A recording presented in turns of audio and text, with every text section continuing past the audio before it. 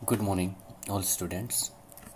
पिछली क्लास में हमने कार्बोहाइड्रेट के उपचय के बारे में बात की थी, मेटाबॉलिज्म ऑफ कार्बोहाइड्रेट के बारे में। और कार्बोहाइड्रेट के बारे में ये भी पढ़ा था कि कैसे किस प्रकार से उपापचय की क्रियाएं होती हैं। उपापचय दो चीज़ों से मिलकर बना होता है, उपचय और अपचय। ठीक है, मेटाबॉलिज्म जो होता है उसमें दो प्रकार के एक्शंस होते हैं, कैटाबॉलिक एक्शंस भी होते हैं और एनाबॉलिक भी होते हैं।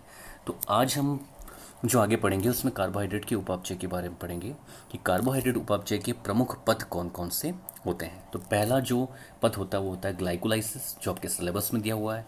दूसरा है एसिटाइल कोएंजाइम ए का निर्माण। तीसरा है क्रेब चक्र। चौथा है इलेक्ट्रॉन ट्रांसपोर्ट सिस्टम। पांचवा है पेंटोस फॉस्फेट पथ। छठा है ग्लाइकोजेनेसिस। सातवां जो है आपका ग्लाइकोजेनोलाइसिस, ग्लाइकोनियोजेनेसिस, और एक है कोरी चक्र। ठीक है, इसमें से जो जो आपके सिलेबस में दिए हुए हैं वो हमें स्टडी करने डीपली। जो first of all glycolysis start करते हैं आज। ग्लाइकोलाइसिस जो है इसका मतलब समझिएगा, ग्लाइकोस और लाइसिस से मिलकर बना है। ग्लाइकोस मतलब होता है शुगर, ठीक है ना, शर्करा, और लाइसिस मतलब होता है उसका विघटन करना, उसका विखंडन करना। मतलब ग्लाइकोलाइसिस का अर्थ होता है शर्करा का या शुगर का विघटन करना, उसका स्प्लिटिंग करना उसकी। ठीक है ना, तो ये होता है इसका मतलब। तो ग्लाइकोस में ग्लूकोज का क्या होता है, विघटन होता है, इसकी स्प्लिटिंग होती है। और किस रूप में होती है, अवायवीय रूप में होती है, अनएरोबिक रूप में होती है। और क्या बनता है, पायरुविक अम्ल का निर्माण होता है। तो किससे बन रहा है, ग्लूकोज से। किस क्या बन रहा है, पायरुविक एसिड बन रहा है। आ गया समझ में। तो ग्लाइकोलाइसिस में ग्लूकोज का विघटन होता है अवायवीय रूप से और पायरुविक अम्ल बनता है। ठीक है, यह क्रिया कोशिका द्रव्य में होती है और यहाँ पर ऑक्सीजन का उपयोग नहीं होता है। तो साइटोप्लाज्म में ये क्रिया होती है बिना ऑक्सीजन के उपयोग में। ठीक है, तो पहली बात क्लियर हो गई कि ग्लाइकोलाइसिस में किसका विघटन हो रहा है, ग्लूकोज का। किस में हो रहा है, तो पायरुविक एसिड में हो रहा है। ये क्रिया कहाँ हो रही है, तो साइटोप्लाज्म में हो रही है। और ये ज़रूरी है जानना कि ये बिना ऑक्सीजन के होती है। ठीक है ना, मतलब यहाँ पर ऑक्सीजन की आवश्यकता नहीं है, फिर भी ग्लाइकोलाइसिस होगा, मतलब एन एरोबिक रूप में हो रही है यहाँ पे। ठीक है ना, अनॉक्सी श्वसन किसको कहते हैं। ठीक है ना, तो ये क्रिया जो है वो 10 चरणों में होती है। कितने चरणों में होती है, 10 चरणों में होती है। और इनकी खोज की थी 1930 में, 3 जर्मन वैज्ञानिक थे, एम्डन, मेयरहोफ और परनास, इन तीनों ने की थी। और ग्लाइकोलाइसिस को इसीलिए इन तीनों के नाम के आधार पर ईएमपी पथ भी कहते हैं। क्या कहते हैं, ईएमपी पथ। ग्लाइकोलाइसिस में जो 10 चरण हैं उसमें से जो पहला है, तीसरा है और 10वां जो है, फर्स्ट, थर्ड एंड 10th पद जो होते हैं वो एक दिशीय होते हैं। एक दिशीय का मतलब क्या होता है, वन डायरेक्शनल होते हैं, यूनिडायरेक्शनल होते हैं।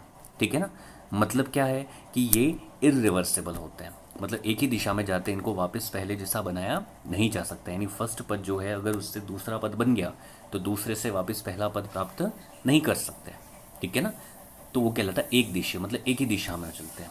और बाकी जो होते हैं वो द्विदिशीय होते हैं, बाई डायरेक्शनल होते हैं, मतलब ये रिवर्सेबल होते हैं। कैसे होते हैं, रिवर्सेबल होते हैं ये स्टेप। ग्लाइकोलाइसिस जो क्रिया है इसको हम 3 पदों से पूरी क्रिया को समझ सकते हैं। कौन कौन से 3 पद हैं, समझते हैं। पहला है ग्लूकोज का फॉस्फोरिलीकरण।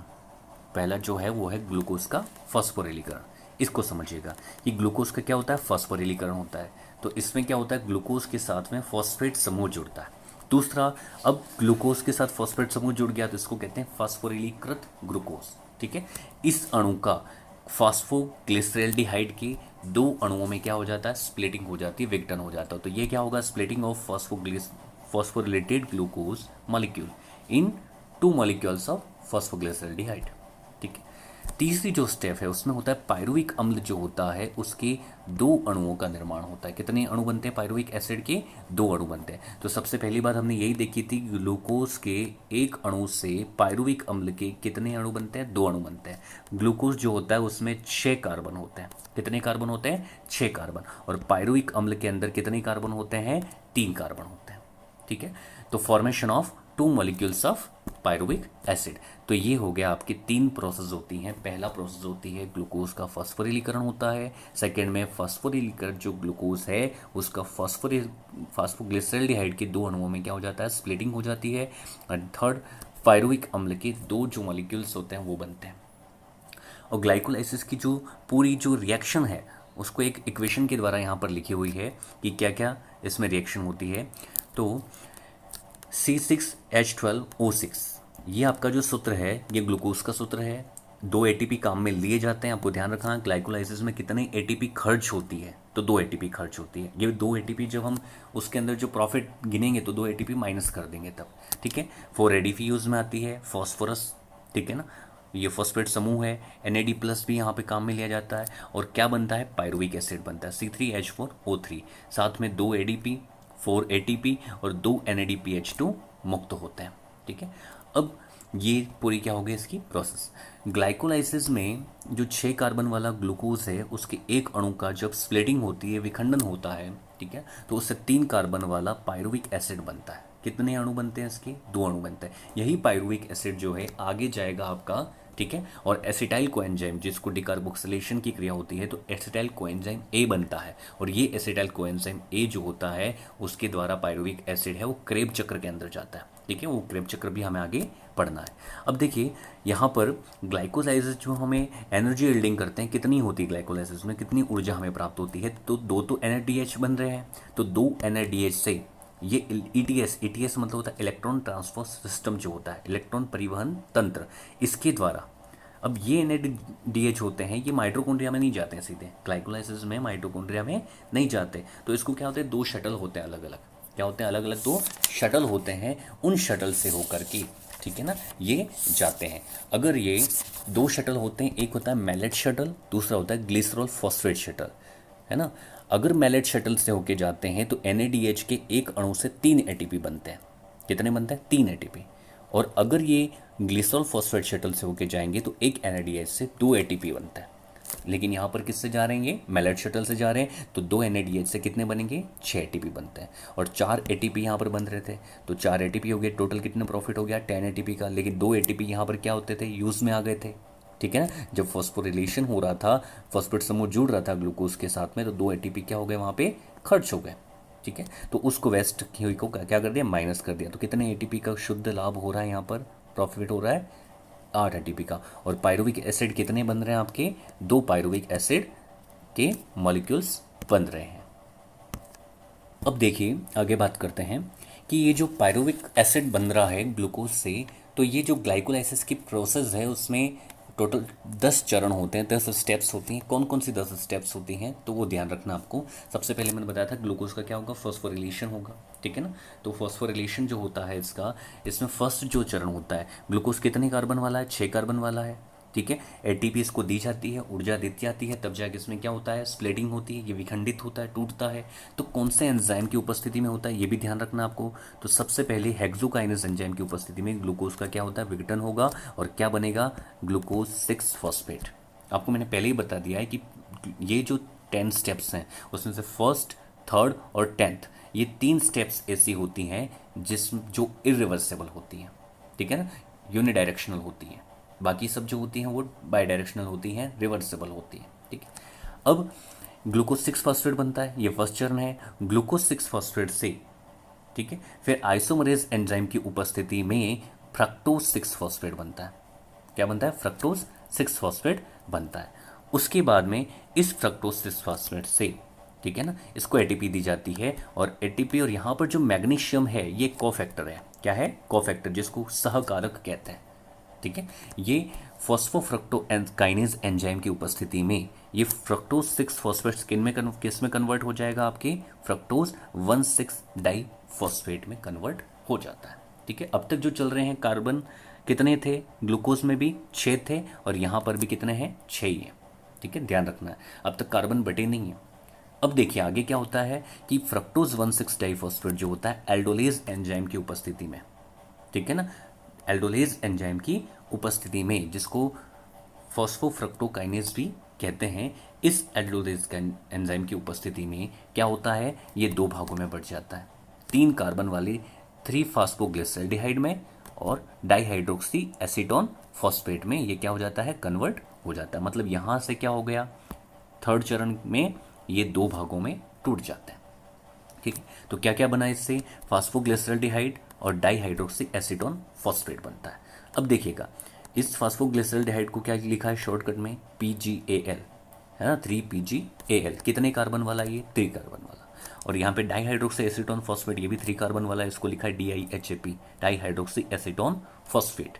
अब ये दोनों जो होते हैं फॉस्फोट्रोयो आइसोमरेज एंजाइम की उपस्थिति में, जिसको आइसोमरेज भी कहा जाता है, पूरा नाम है फॉस्फोट्रोयो आइसोमरेज, इसकी उपस्थिति में ये 2 अणु बनाता है क्या, 1,3 डाइफॉस्फोग्लिसरॉल्डिहाइड बनाता है। ये भी कितने कार्बन वाला है, 3 कार्बन वाला है, लेकिन अणु कितने हैं, 2 मॉलिक्यूल्स हैं, है ना, तो कितने हो गए टोटल, 6 कार्बन हो गए। अब देखिएगा, अब ये जो है एक तो फॉस्फोग्लिसरॉल्डिहाइड है, एक डाईहाइड्रोक्सी एसीटोन फॉस्फेट है, अब दोनों के दोनों मिलकर के क्या बना रहे हैं, ये बना रहे हैं, है समझ में, डाइफॉस्फोग्लिसरॉल्डिहाइड बना रहे हैं, मतलब ये भी इसमें कन्वर्ट हो सकता है और ये भी इसमें कन्वर्ट हो सकता है, कौन से एंजाइम की उपस्थिति में, आइसोमरेज एंजाइम की उपस्थिति में, ठीक है ना। तो यहाँ पर यही चीज़ स्पेशल ये याद रखनी है कि ये रिवर्सेबल चीज़ है, ठीक है ना, इसको रिवर्स कर सकते हैं। मैंने आपको कहा था कि ये कौन सी स्टेप है, आपकी 6ठी स्टेप है, इसलिए इसको रिवर्स किया जा सकता है। अब आगे देखिए, ये जो 1,3 डाइफॉस्फोग्लिसरॉल्डिहाइड है वो डीहाइड्रोजिनेज एंजाइम की उपस्थिति में इससे क्या बनेगा, आपके 1,3 डाइफॉस्फोग्लिसरिक एसिड बनता है, ठीक है। और ये 1,3 डाइफॉस्फोग्लिसरिक एसिड जो है डाइफॉस्फोग्लिसरोकाइनेज एंजाइम की उपस्थिति में बनता है इससे 3 फास्फोग्लिसरिक एसिड, ठीक है। ये सारे के सारे क्या बन रहे हैं, 2 मॉलिक्यूल्स बन रहे हैं। कितने मॉलिक्यूल्स बन रहे हैं, 2, और कितने कार्बन वाले हैं, 3 कार्बन वाले, ठीक है। अब आगे बात करते हैं, ये जो 3 फास्फोग्लिसरिक एसिड है उससे बनता है 2 फास्फोग्लिसरिक एसिड, ठीक है। और उसके बाद में 2 फास्फोग्लिसरिक एसिड से फास्फोइनोल पायरुविक अम्ल बनता है, क्या बनता है, फास्फोइनोल पायरुविक अम्ल बनता है, ठीक है। अब यहाँ पर जो साइन दिख रहे हैं आपको कि H2O निकल रहा है, ठीक है ना, तो ये H2O निकलने का साइन है कि जल इससे क्या हो रहा है, अलग हो रहा है। अब 10 जो लास्ट स्टेप है उसमें क्या होता है कि 2 अणु बनते हैं किसके, पायरुविक अम्ल के, किससे बन रहे हैं, फास्फोइनोल पायरुविक अम्ल से बन रहे हैं, कौन से एंजाइम की उपस्थिति में, पायरुविक काइनेज एंजाइम की उपस्थिति में। और ये कितनी कार्बन वाली संरचना है, ये पूछी जाती है, पायरुविक अम्ल को कितनी कार्बन वाली संरचना है, तो 3 कार्बन युक्त संरचना है। तो ये सारी चीज़ें हमने जो देखी वो देखा कि ग्लाइकोलाइसिस जो है उसमें 10 चरण कौन कौन से होते हैं और कौन कौन से चरण में कौन कौन से एंजाइम, ठीक है ना, ग्लूकोज को पायरुविक एसिड में चेंज होने में हेल्पफुल रहते हैं, ठीक है। ये सारी चीज़ें देखी। कल हम उसका डिकार्बोक्सिलेशन देखेंगे कि डिकार्बोक्सिलेशन कैसे होता है, ऑक्सीडेटिव डिकार्बोक्सिलेशन किसे कहते हैं। तो जो साइटोप्लाज्म होता है, ये सारी चीज़ कहाँ हो रही है ग्लाइकोलाइसिस की, साइटोप्लाज्म में होती है, कोशिका द्रव्य में होती है। क्रेब चक्र कहाँ होता है, माइटोकॉन्ड्रिया में होता है। ये ध्यान रखना आपको कि माइटोकॉन्ड्रिया में क्रेब चक्र होता है और ग्लाइकोलाइसिस जो होता है वो कहाँ होता है, कोशिका द्रव्य या साइटोप्लाज्म में होता है, ठीक है। तो ग्लाइकोलाइसिस में क्या बना, पायरुविक एसिड बना। अब ये पायरुविक एसिड माइटोकॉन्ड्रिया में जब जाता है ना, तो वहाँ पे रेस्पिरेशन का एक सेकंड स्टेप शुरू होता है। क्या होता है, सेकंड स्टेप। तो माइटोकॉन्ड्रिया में जो मैट्रिक्स होता है वहाँ पे पायरुविक अम्ल का 1 कार्बन परमाणु क्या होता है, कार्बन डाइऑक्साइड के रूप में ऑक्सीकृत हो जाता है ना, उसका ऑक्सीडेशन हो जाता है, उसी को कहते हैं ऑक्सीडेटिव डिकार्बोक्सिलेशन, ठीक है ना। कार्बन डाइऑक्साइड का निकलना क्या कहलाता है, डीकार्बोक्सिलेशन या विकार्बोक्सिलीकरण, ठीक है। तो इसको हम नेक्स्ट क्लास में कंटिन्यू करेंगे। Thank you.